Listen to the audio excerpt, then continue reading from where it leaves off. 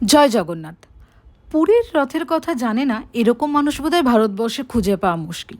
তবে আজ কথা বলবো আমাদের বাংলার নিজস্ব সবথেকে প্রাচীনতম যে রথযাত্রা, বা বলতে পারেন ভারতের দ্বিতীয় প্রাচীনতম রথযাত্রা মাহেশের রথযাত্রার কথা। এটি হুগলি ডিস্ট্রিক্টের শ্রীরামপুরে অবস্থিত এবং এই রথের উচ্চতা 50 ফুট আর ওজনে প্রায় 125 টন। এই রথে রয়েছে 12টা চাকা। তবে একটা কথা বলি, এই যে প্রাচীনতম রথযাত্রা যে উৎসবটা, এটা প্রায় ধরুন 628 বছর হতে চললো, কিন্তু এই রথের যে বয়স, এই এখনকার যে রথ টানা হয় তার বয়স ওই 130 বছর মতন। এই রথটার পেছনে কাহিনী রয়েছে, চলুন সেটা শুনে নিই। এই রথে যে অ্যাকচুয়ালি যে বিগ্রহগুলো রয়েছে সেগুলো নিম কাঠ দিয়ে তৈরি। এবার সেই নিম কাঠটা কীরকমভাবে পাওয়া গেল তার যে ইতিহাসটা সেটা আজকে বলি আপনাদের সাথে। মাহেশের জগন্নাথ মন্দিরে যে বিগ্রহ, সেই পুজো দেওয়া বা এই যে পুজো শুরু করা, সেটা কিন্তু ধ্রুবানন্দ ব্রহ্মচারীর হাত ধরে। তিনি অ্যাকচুয়ালি পুরীতে তীর্থ করতে গেছিলেন এবং তার ইচ্ছা ছিল জগন্নাথ দেবকে নিজে হাতে ভোগ রেঁধে খাওয়াবেন, কিন্তু পুরীর মন্দিরের পাণ্ডারা বাদশা দেয়। তখন তিনি দুঃখিত হয়ে চলে আসেন এবং কিছুদিন পর জগন্নাথ দেব তাকে নাকি দেখা দেয় এবং বলে, তুমি ফিরে যাও, আর হুগলি জেলার মাহেশ বলে একটা জায়গা আছে শ্রীরামপুরে অবস্থিত, সেখানে গঙ্গা নদীর তীরে আমি একটা নিম গাছ পাঠাবো, সেখানেই তুমি বলরাম, সুভদ্রা আর আমার মূর্তি গড়ে পুজো করো, তোমার হাতেই ভোগ খাবো। তো সেখান থেকেই নাকি শুরু হয় মাহেশের রথ উৎসব, বা বলতে পারেন মাহেশের যে পুজো, মানে জগন্নাথ দেবের পুজো। আপনি সাবধানে, আপনি রেগে যাবেন না, আপনার হাতে মোমবাতি সিঙ্কের শাড়ি আছে। শেষ বয়সে ধ্রুবানন্দ ব্রহ্মচারী কমলাকর পিপলাইকে মন্দিরের দায়িত্বভার দিয়েছেন। এখন যারা মন্দিরের রক্ষণাবেক্ষণ করছেন তারা কমলাকর পিপলাইয়েরই বংশধর। আর অধিকারী, অ্যাকচুয়ালি এই অধিকারীটা, উত্তরাধিকারী যারা, তারা অধিকারীটা যে ব্যবহার করে, এই অধিকারীটা কিন্তু তাদের উপাধি হিসাবে দেওয়া হয়। এখানে আর একটা কথা বলি, শ্রীচৈতন্য মহাপ্রভু এই মাহেশের রথকে নবনীলাচল বলেন। নবনীলাচল মানে নতুন পুরী। বলা হয় কলকাতার কৃষ্ণচন্দ্র বসু এই রথটি করিয়েছিলেন 20,000 টাকা ব্যয় করে। এই রথটিতে 2টি তামার ঘোড়া রয়েছে আর 12টি লোহার চাকা রয়েছে। আর এই রথে কিন্তু কোনো ব্রেক সিস্টেম নেই, তো রথ থামানোর জন্য একটা বড় কাঠ ফেলে এই রথ কিন্তু থামানো হয়। আর রথ যেদিনকে রথযাত্রা 2 দিন হয়। একটা হচ্ছে সোজা রথ, যেটা মাসির বাড়ি অবধি যাওয়া হয়, মানে জগন্নাথ দেবের মন্দির থেকে নিজের বাড়ি থেকে মাসির বাড়ি, এবং উল্টো রথ যেটা হচ্ছে মাসির বাড়ি থেকে ফেরা হয়। এই কিন্তু অনেক দিন ধরে কিন্তু মানে একটা উৎসব ব্যাপার থাকেই শ্রীরামপুরের মাহেশে। আর স্নানপীরের মাঠে 1 মাস ধরে মেলা চলে। যারা আমরা ওখানে বড় হয়েছি তাদের কিন্তু সেটা একটা বিশাল বড় ইমোশন। আমাদের কিন্তু ওই রথের মেলায় যেতেই হবে, একটা নিয়ম বলতে পারেন, মানে না গেলে হবে না। বঙ্কিমচন্দ্রের রাধারানী যারা পড়েছেন বা যদি না পড়ে থাকেন, গুগলে সার্চ করলেই জানতে পারবেন এই বঙ্কিমচন্দ্রের রাধারানী কিন্তু এই প্রেক্ষাপটেই করা। মানে শুধুমাত্র রথ বলে না, রথ এবং রথের মাহেশের রথের মেলা, এই পুরো জিনিসটার প্রেক্ষাপটেই কিন্তু ওই উপন্যাসটা লেখা। চলুন আজকে আপনাদেরকে একটু ডিটেলসেই দেখাই সকালের পুজো কিভাবে হচ্ছে। এবং মাহেশের রথ টানটা ওই দুপুরবেলা থেকে শুরু হয়, তখন কিন্তু জিটি রোডটা, ওখানে যে মেন রোডটা, সেটা কিন্তু বন্ধ থাকে 4টে অবধি, বা ওই 4টে-5টা অবধি। প্রচুর লোকের সমাগম, দূর দূরান্ত থেকে লোকজন আসে। আর রিসেন্টলি একটা তোরণ করে দিয়েছে সরকার থেকে, এবং আরও মন্দিরটা বড় হচ্ছে। আশা করছি এরপর আরও গেস্ট হাউস তৈরি হবে, যাতে দূর দূরান্ত থেকে লোক যারা আসছেন তাদের কোনো অসুবিধা না হয়। আর রান্নার যে প্রসাদের যে রন্ধনশালা, সেটাও আমি ঘুরে দেখাবো, আর দেখাবো রথ টানো। তো সাথে থাকুন, আশা করি ভালো লাগবে। সকাল সকালই পুজো শুরু হয়ে যায়, মানে আমরা যদি যাই বা আপনি যদি যান তাহলে ওখানে পুজো দিতে পারবেন। খুবই ভিড় থাকে, তো লাইন অনেকটাই পড়বে, অন্তত ঘন্টাখানেকের ওয়েটিং তো আছেই। আমরা অনেকক্ষণই ওখানটা কভার করেছি, মানে আমরা একদম সকাল সকাল পৌঁছে গেছিলাম 7:30 নাগাদ। আর ভালো করে পুজো দেখলাম, ঠাকুরের দর্শন করলাম মন ভরে, প্রাণ ভরে।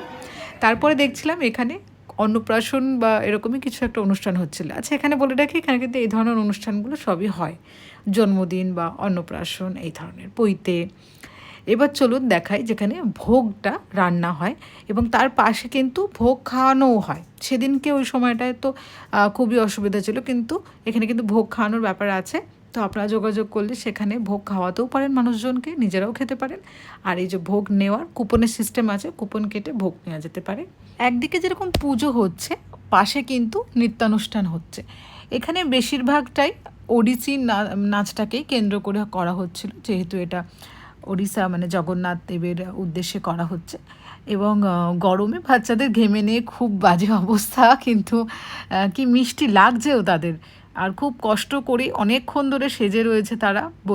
অনেকে বললো আমরা 7টা 7:30টার মধ্যে সেজেছি, আর এখন বাজে দুপুর 1টা বা 1:30 এরকম। খুব সুন্দর নাচ হলো, নাচের অনুষ্ঠান দেখছিলাম, কিন্তু প্রচণ্ড গরম লাগছিল। ওই জয় জগন্নাথ বলেই এসব করছিলাম আর কি।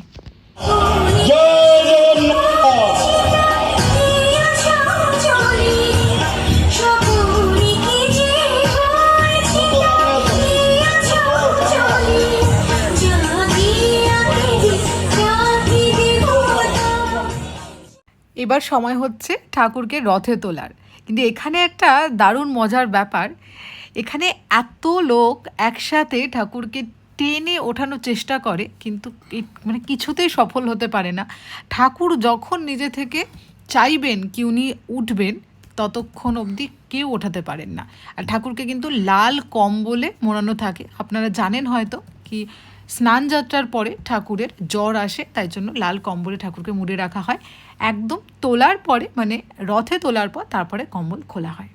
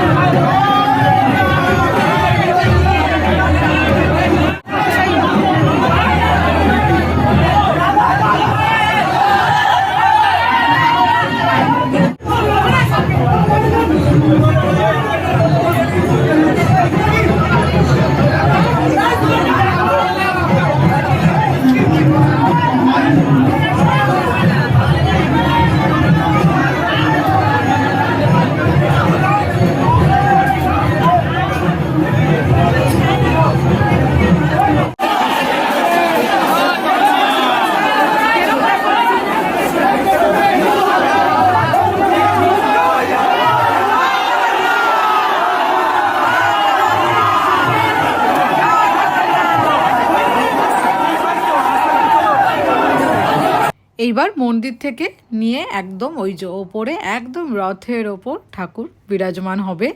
ঠাকুরকে তোলা হচ্ছে, দেখুন লাল কম্বলে মোড়া রয়েছে, এখনও ঠাকুরকে দড়ি দিয়ে তোলা হচ্ছে।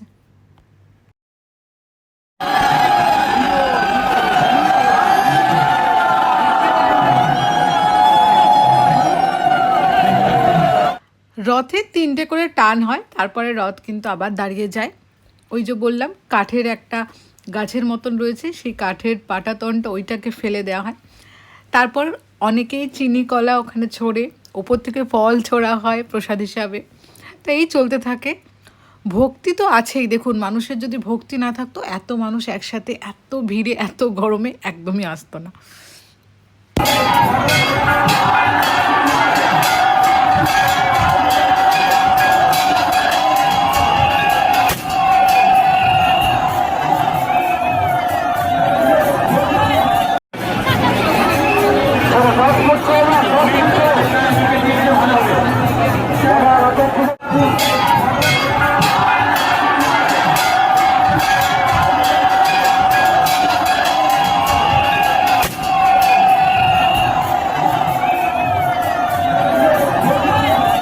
এভাবেই রথের দড়ি টেনে টেনে রথকে মাসির বাড়ি অবধি নিয়ে যাওয়া হয়।